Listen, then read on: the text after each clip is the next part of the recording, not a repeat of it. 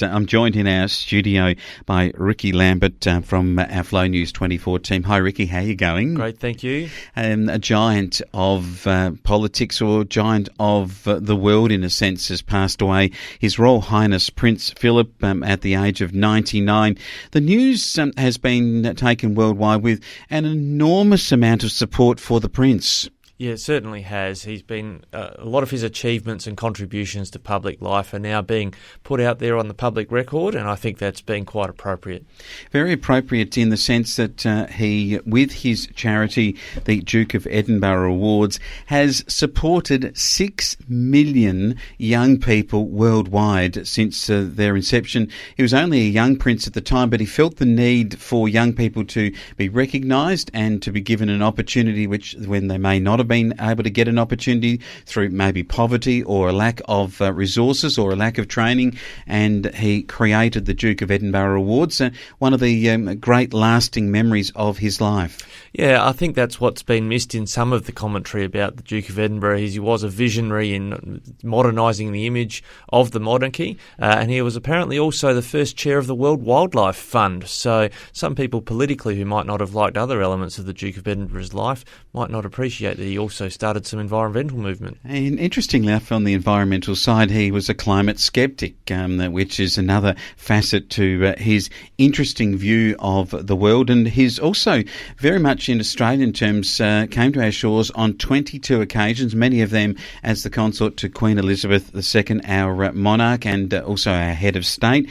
In 1956, he opened the Olympic Games in Melbourne, which many may have forgotten, but he did that without the Queen by his side. He was given that task as the member of the royal family and as the person representing us at that point. It actually begs the question, doesn't it, about that situation where Tony Abbott, when he was Prime Minister, wanted to knight the Duke of Edinburgh, and we had such a public outcry, particularly within the media, but it seems the same media agencies are in support at the moment. Yeah, it's interesting that when they first heard about the award, the media outlets jumped on top of this suggestion that we knight the Duke of Edinburgh. Now, let's not forget he's the consort of the head of state of Australia. The Queen is our head of state. We're a constitutional monarchy.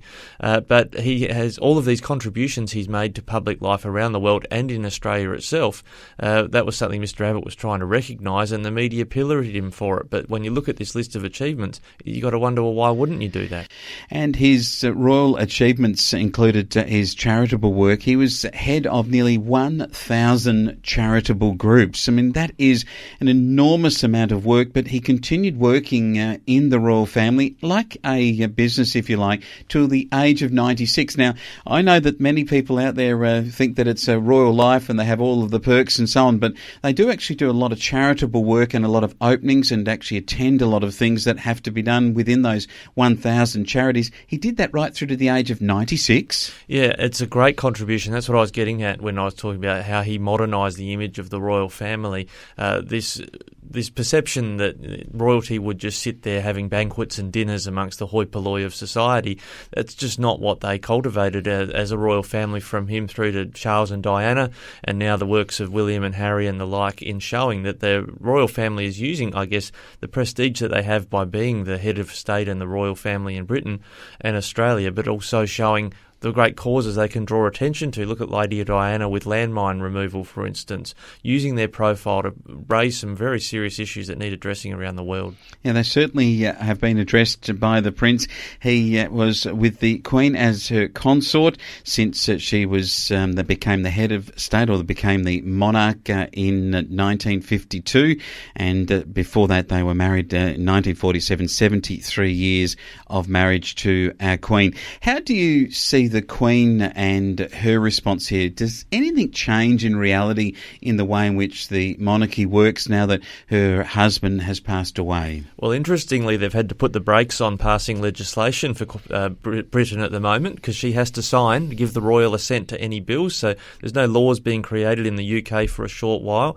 I think she'll get back on her royal duties pretty soon. I think after a respectful period of mourning, because she is that committed to her nation and to public life. But I think she's still in quite good shape, Her Royal Highness, and I think she'll be back in front of the public fairly soon.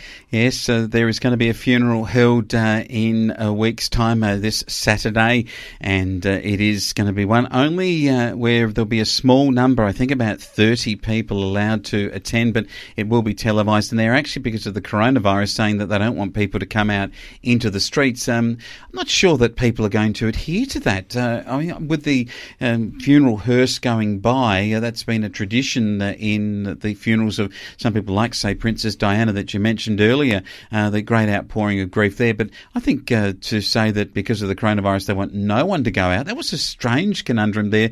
Wouldn't you have thought that the public life and people coming out, when they're still coming out to go to work and to shop and so forth, that to come out and maybe socially distance along the way, that they would be able to reflect on this great man of their nation? Well, two things on that. The British love their bunting. I think you'll see plenty of bunting along the streets of the procession of where the funeral moves, so you'll certainly see that. But I can't picture a situation where the British police are making headlines for arresting mobs of people trying to observe the cavalcade of the funeral in crowds. I think people will turn up and they'll be out there. There's not really going to be any stopping them. It's going to be interesting to see the conclusion of the life of His Royal Highness Prince Philip, the Duke of Edinburgh.